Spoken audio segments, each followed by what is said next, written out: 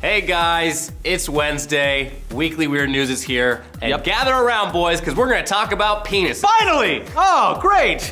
They're not just the skin tubes that we shoot piss and cum out of, they're what defines us as men. They are, and for many men, it's only natural to wonder if the length and girth of one's wiener is enough. Can it please a woman? Will it make my enemies cower in fear? But while so many men obsess over whether or not their Johnsons are small, one teenage boy in the great state of Florida has been dealing with a totally different dick problem. His dick was way too big. It was gargantuan, dinosauric, immense. Huge.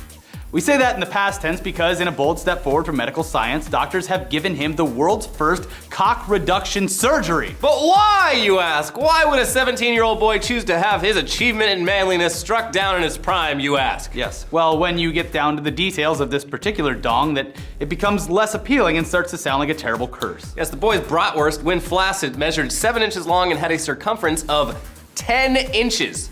And in case you can't do the math in your head, that's a chode, ladies and gentlemen. Probably the biggest one ever. Yeah. His surgeon described it as being shaped like an American football. Not a rugby ball or a American rules football. American football. But it wasn't always that way, of course. His dingus started out normal, but due to a condition called priapism that blocked all of the blood vessels in his trouser snake over the years, it inflated like a balloon. So his beef thermometer got so big and heavy that he couldn't even get a normal boner. Old one eye would get hard, but it wouldn't get any bigger and it certainly wouldn't rise up like a normal stiffy. Yeah. Having this anaconda living between his legs prevented the boy from having sex or playing sports, and it caused him a lot of embarrassment at how visible his third leg appeared underneath regular clothes. So we consulted with a surgeon who told the Daily Mail, there comes a time in every urologist's career that a patient makes a request so rare and impossible to comprehend that all training breaks down and leaves the physician speechless. That question was, can you make my penis smaller? The physician was quoted as saying that? Let me try that again in my best movie trailer voice. Bring that microphone down. There comes a time in every urologist's career that a patient makes a request so rare and impossible to comprehend that all training breaks down and leaves the physician speechless. That question: can you make my penis smaller? Bravo, Elliot, bravo. Great job. You have a future in I'd see movie that. trailers. Now, as unprecedented as something like this was, they actually did it. The doctor described the procedure as a bit like having two-side tummy tucks.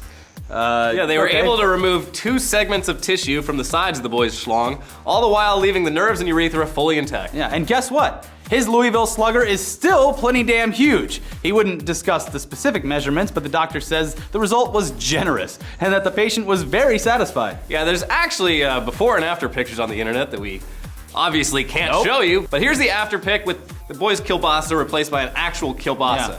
Either this doctor has child-sized hands, or this kid's pork sword is massive still. Yeah. And that's flaccid. He can get boners now, so God knows how big this love stick gets when he's in the mood. I can only imagine what kind of hormonal rampage a 17-year-old with a new and improved monster member can accomplish. But we hope his dangerous ding-dong wasn't a part of this stampede of Florida teens who stormed a movie theater like the beaches of Normandy when they couldn't get into last weekend's hottest new R-rated release, 50 Shades of Grey. Yep, that's right. 50 Shades isn't just for sheltered suburban moms who just bought their first vibrator. It's apparently a cultural phenomenon that transcends age and drives women and girls of all ages into a frenzy. At the West Oaks Mall in Ocoee last Saturday night, Valentine's Day, dozens of teens showed up looking to buy tickets to the erotic romantic movie, but were turned away because by law, anyone under 17 seeing an R-rated movie must be accompanied by an adult. Yeah, we all know that law is rock solid and never goes the other way. When those disappointed teen moviegoers found out that all of the PG-13 offerings were sold out, they weren't just gonna go home and let the man tell them what to do. They're part of a new generation and they do what they want, Mom! And they're born mobile. Yeah. So in a move that I've only ever seen at major music festivals, they essentially rushed the gate with at least 100 teams rushing past ticket takers to go watch a rich guy beat the shit out of his lover. Yeah. Theater employees tried to close security gates, but hormones are more powerful than steel, obviously, and the massive group of teens were able to force open the entrances and get inside. That group of teens had swelled to around 300 by that point because apparently all the other teens in the nearby food court saw the commotion and thought, I don't know what's going on, but I want in. Yeah, that happens. I remember that in high school. If there's a commotion, I want to be a part of that. Police then showed up and were able to get the mob, the loose term, I guess, mob to disperse, but a bunch of them took that as their cue to go cause mayhem elsewhere and went and ransacked a nearby gas station, stealing shit off the shelves and trying to fight the owner. There were also reports of gunshots being fired, but it turns out they were just fireworks being shot off in the parking lot, because why the hell not? Sure, I've been saving these fireworks for a special occasion. What better night than now? Anyway, now the mall's new policy says that unaccompanied minors aren't allowed in the mall past 9 p.m. So, 50 Shades of Grey isn't just a bad movie, it's causing a complete breakdown of social order and martial mall law. Yeah, they're gonna have to bring in the National Mall Guard. Yeah. Or Paul Blart.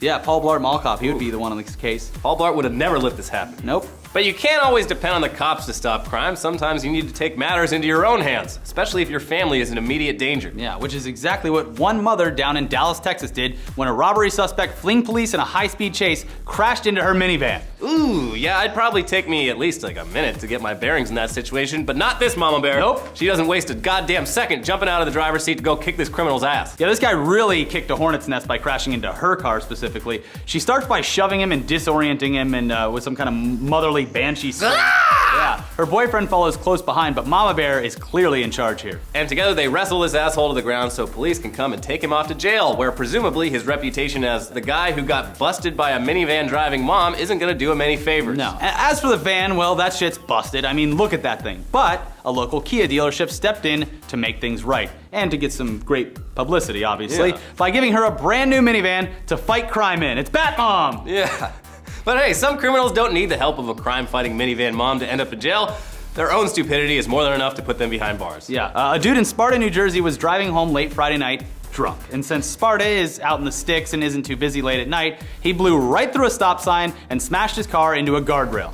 So the car was okay enough to drive home, so he did so. Yeah. But then he started wondering how he was gonna get his insurance company to pay for the damages to his parents' BMW. Aw. And that's when he came up with a genius idea. Yeah, he had a friend of his, also drunk, pick him up and take him back to the scene of the crash, where he poured a few buckets of water onto the road to create black ice. The perfect alibi. No, I wasn't drunk. It was just this random black ice in the middle of the road, sir. So, except while he was dumping water all over the road at 2:45 in the morning, a police officer drove by and was understandably curious about why the fuck some drunk asshole was intentionally creating a road hazard. Yeah, so he took a look in the car and found several more gallons of water. He also discovered that the friend who drove him there was wasted. And after police pieced together the whole stupid plan, the mastermind was hit with charges of driving while intoxicated, careless driving, failure to stop at a stop sign, leaving the scene of an accident, failure to report an accident, and disorderly conduct. Justice is served! Dun, dun, dun. The disorderly conduct charge being the charge for intentionally creating black ice on a dark country road in the middle of winter. You asshole! That could've got someone killed. Yeah, very, very. But who's gonna pay for my parents' Beamer? You are, asshole. Yeah. His friend was also charged with drunk driving, and I unofficially charged him with not dressing for the occasion, as he apparently wasn't even wearing a shirt when he was caught, despite the temperature being minus 15 Fahrenheit. That's minus 26 Celsius for all you non-Americans, so it's definitely shirt weather, at least. Anyways, that's all the weird news we have for this week. Here's all the penis puns we didn't get to use in the first story. Salami, Ding-a-ling, hot dog, knob, Twinkie, love stick, pork sword, tube steak, tallywhacker, Peter, Willie, ball python. dipstick. And there's hundreds more. Got any more? Yeah, post all of your dick euphemisms in the comments below. And we'll see you guys next time. Check out the other content over here. We have Tech Tuesday, where we talk about ISPs spying on you and Amazon not being able to use drones, and an interview with Craig Robinson from Hot Time Machine 2. So check all those out, and we'll see you guys next time. Keep it weird.